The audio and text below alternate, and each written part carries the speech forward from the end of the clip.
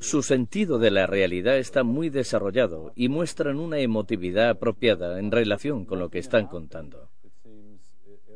No hay nada en ellos que pueda considerarse psicopatológico. Es una historia que no se sostiene. He analizado atentamente el cuadro de las posibilidades aplicables al fenómeno de las abducciones.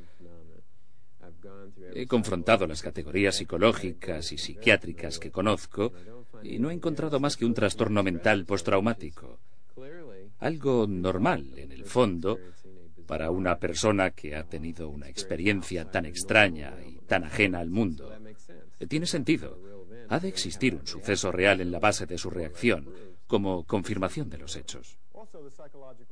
Además, las pruebas psicológicas realizadas por Owen Parnell en Utah, por Elizabeth Slater en Nueva York, y las pruebas que yo mismo he llevado a cabo con ayuda de médicos y psicólogos, han ofrecido todas ellas resultados idénticos. Es decir, que estas personas sufren un ligero o moderado síndrome postraumático. Han pasado por un mal momento. Se encuentran en el límite del típico agotamiento o derrumbe de quien ha sufrido una experiencia traumática.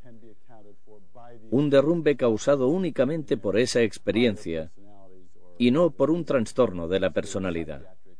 No se trata de un problema psiquiátrico fuera del contexto traumático. Durante más de 2 años he trabajado junto con psicólogos y asistentes sociales en el estudio de sujetos abducidos. Es difícil obtener su colaboración y convencerles de que se sometan a pruebas psicológicas. Se sienten tratados como cobayas, lo cual es comprensible. El estudio se ha realizado sobre una muestra de 20 personas. Hemos realizado importantes progresos al encontrar elementos cruciales, como el hecho de que algunas de estas personas presentaban trastornos psíquicos notables, hasta el punto de considerar conveniente su tratamiento psiquiátrico.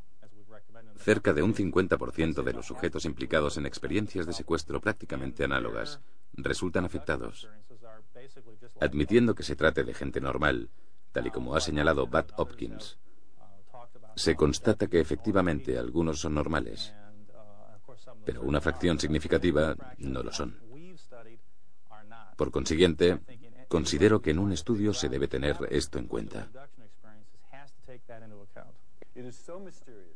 Son episodios tan misteriosos y tan extraños que queremos explicarlos a toda costa para enmarcarlos en una estructura lógica de pensamiento, de realidad y de experiencia.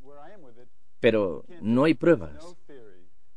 No existen teorías sobre este punto que puedan derivar de mi experiencia psiquiátrica, de diagnósticos clínicos, de referencias mitológicas, del folclore o de la historia.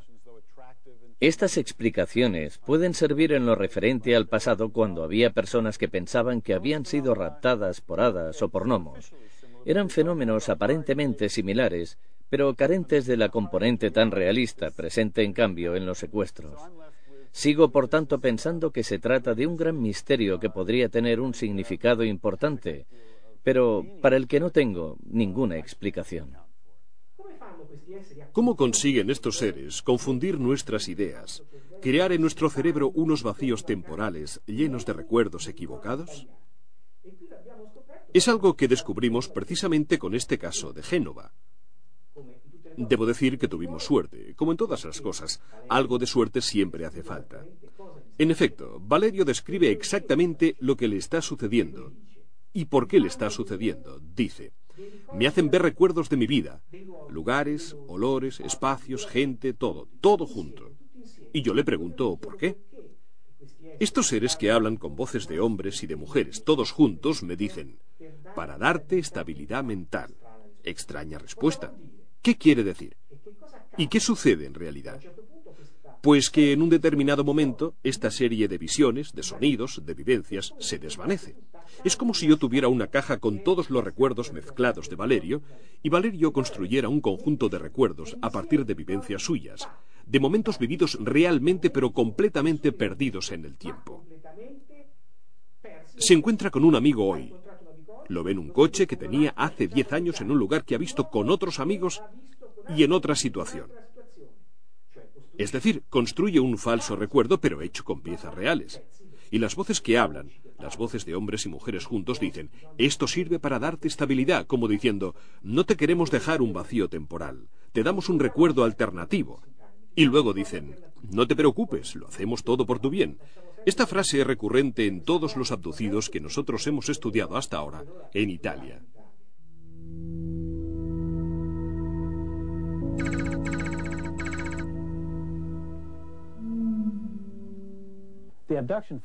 El fenómeno de las abducciones es interesante, porque una gran cantidad de testimonios ofrecidos por personas lúcidas y dignas de crédito coinciden hasta en los más pequeños detalles. En otras palabras, el fenómeno no es un montón de fantasías, sino algo real. Un buen punto de partida para la investigación se obtiene si los testimonios son verificables. Si, por ejemplo, determinados aspectos del fenómeno se repiten constantemente en distintas partes del mundo, el informe se enriquece. Se puede proceder al análisis de las pruebas físicas y de los testimonios múltiples para confrontar datos. El fenómeno de las abducciones por parte de ovnis en su más estricta aceptación es, en resumidas cuentas, reciente.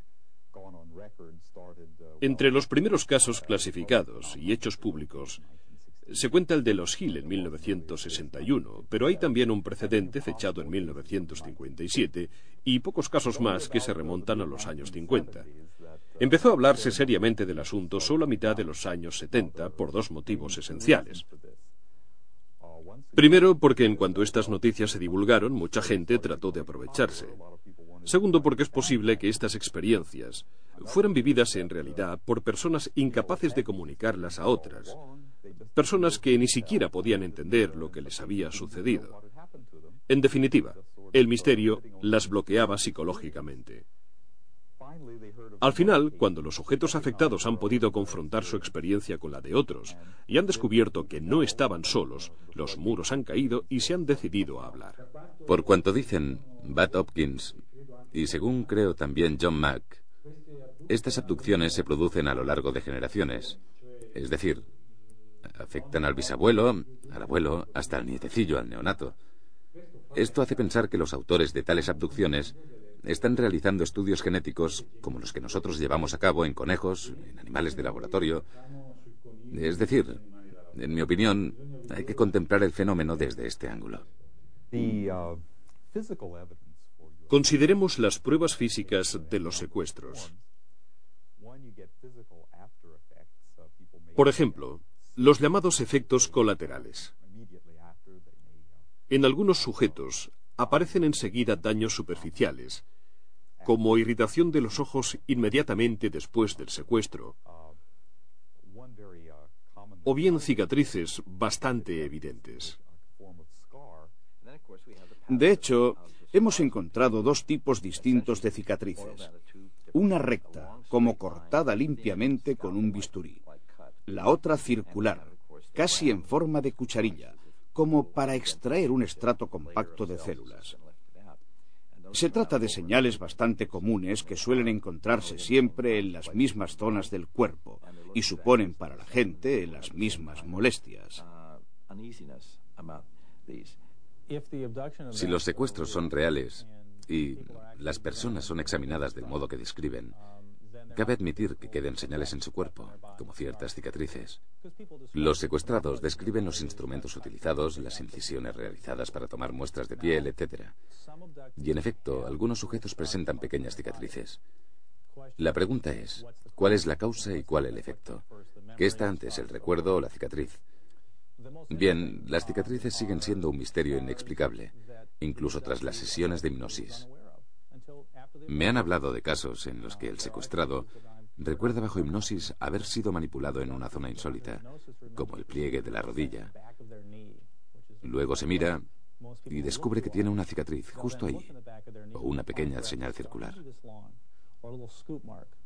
Se ha debatido mucho sobre las evidencias físicas, como cicatrices y otro tipo de señales en el cuerpo.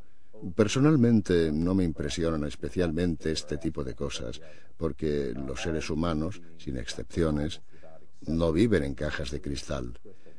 Todos tenemos pequeñas cicatrices en el cuerpo y no necesariamente se recuerdan accidentes insignificantes,